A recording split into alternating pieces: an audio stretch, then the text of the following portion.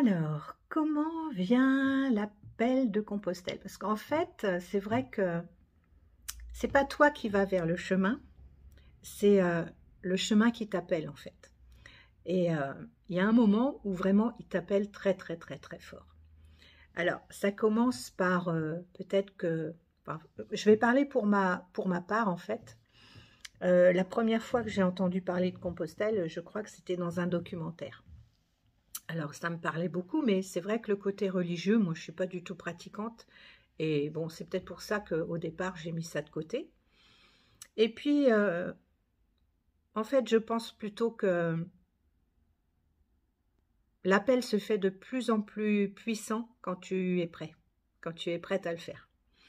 Et ensuite, en fait, bah, bon, tu vois un documentaire et puis tu retournes dans ta vie, hein, et Et puis, un jour, tu en entends parler une autre fois. Alors, ça peut être plusieurs semaines, plusieurs mois, plusieurs années même, après le premier documentaire. Et bah, c'est vrai qu'entre-temps, euh, pour ma part en tout cas, j'ai quand même déjà cheminé, on va dire, cheminé dans ma tête, cheminé mentalement, moralement. Euh, Moi, je suis quelqu'un qui fait du développement personnel, qui fait aussi de la pleine conscience intégrative. Alors, c'est quoi la pleine conscience intégrative? Ben, en fait, c'est d'être attentif et vigilant à l'expérience que tu vis, aussi bien en externe, hein, ce que tu vis, aussi bien en interne. Qu'est-ce que tu ressens par rapport à ce que tu vis? Et puis, c'est d'accueillir ce que tu ressens, d'accueillir ce que tu vis, euh, d'observer, d'accueillir et sans jugement. Il faut essayer. Au départ, c'est pas facile. Et, euh, et avec la conscience de l'impermanence, la conscience que tout change dans la vie, il n'y a rien qui ne change pas. Euh, il y a une chose qui ne change pas. Ce à quoi tu résistes, en fait, ça persiste. Mais en tout cas, normalement, tout change. Et puis pourquoi intégrative?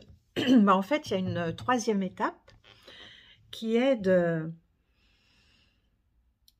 de choisir la meilleure réponse adaptative à ce que tu vis pour retrouver en fait la vitalité, l'harmonie, pour pas dire la guérison, et la prospérité. C'est ça la pleine conscience intégrative. Donc je chemine déjà depuis plusieurs années là-dedans. Et ce qui m'ouvre encore un peu plus à ce chemin de Compostelle, parce que je le vois plus comme quelque chose de spirituel pour ma part, plutôt que religieux. Même si la religion est aussi sur le chemin, évidemment. Mais voilà, moi, c'est plus de côté spirituel. Et donc, le cheminement se faisant, eh bien, pour la énième fois où tu en entends parler, bah, tu vas peut-être acheter un livre sur Compostelle. Ben, ça a été mon cas. J'ai acheté un livre, le livre d'une personne qui avait déjà fait ce chemin et qui racontait son histoire. Et là, vraiment, ça commence à t'appeler sérieusement, vraiment sérieusement. Parce que tu te rends compte que ben, ce chemin, il est vraiment quand même très particulier.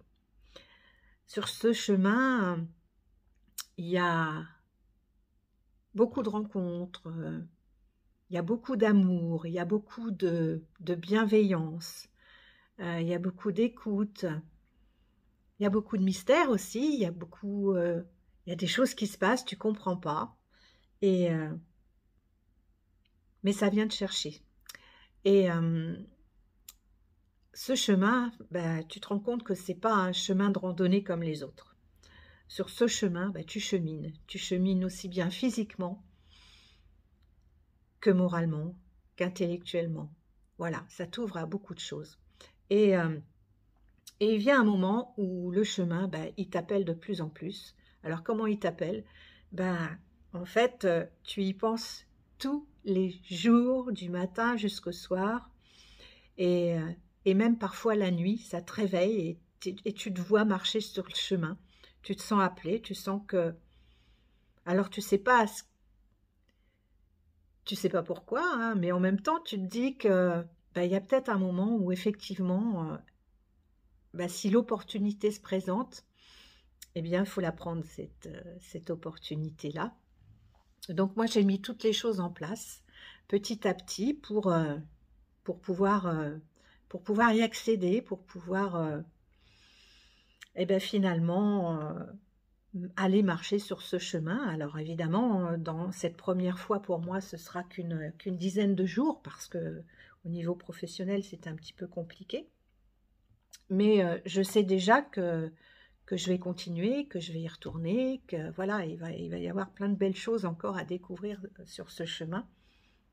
Et, euh, et voilà, c'est ça l'appel du chemin. Euh, Tu y penses de plus en plus, tu vis le chemin, tu es déjà dedans avant même d'y être. C'est vraiment incroyable. Alors tu commences aussi à acheter par exemple un petit guide comme celui-ci, le Miam Miam Dodo, et puis tu regardes, tu commences à regarder éventuellement toutes les étapes que tu peux faire, et tu imagines combien de kilomètres tu serais capable de faire avec ton sac à dos. Voilà. Et puis, il y a une petite part d'inquiétude aussi, une petite part d'inquiétude par rapport aux hébergements. Au départ, tu te dis, bon, c'est vrai qu'il y a beaucoup de monde qui se chemine sur ce chemin-là. Et est-ce que je vais avoir la place dans les hébergements, ou est-ce que je vais être obligée de faire encore quelques kilomètres pour avoir un hébergement? Parce que moi, j'ai choisi en fait de ne pas camper, non pas parce que je n'aime pas le camping, mais parce que ça fait du poids encore dans mon sac et que bah, j'avais pas envie de porter ce poids-là. Donc voilà, j'ai choisi l'hébergement. Peut-être que plus tard, je ferai un choix différent, mais en tout cas, pour cette fois-ci, pour ces 10 jours-là, bah, j'ai choisi l'hébergement. Alors voilà comment vient, comment se construit cet appel du chemin. Voilà, j'avais envie de vous partager mon expérience de l'appel du chemin. Alors je vous dis à bientôt. Il y a encore pas mal de jours à patienter, mais bon, ça va se faire. Et puis pendant ce temps-là, eh bien, qu'est-ce que je fais? Ben, je regarde des vidéos sur YouTube, et puis je vois des gens qui ont déjà fait le chemin. Je commence à voir les paysages. Voilà. Donc c'est comme si j'étais déjà dans le chemin. Alors je vous dis à très bientôt. Bye bye.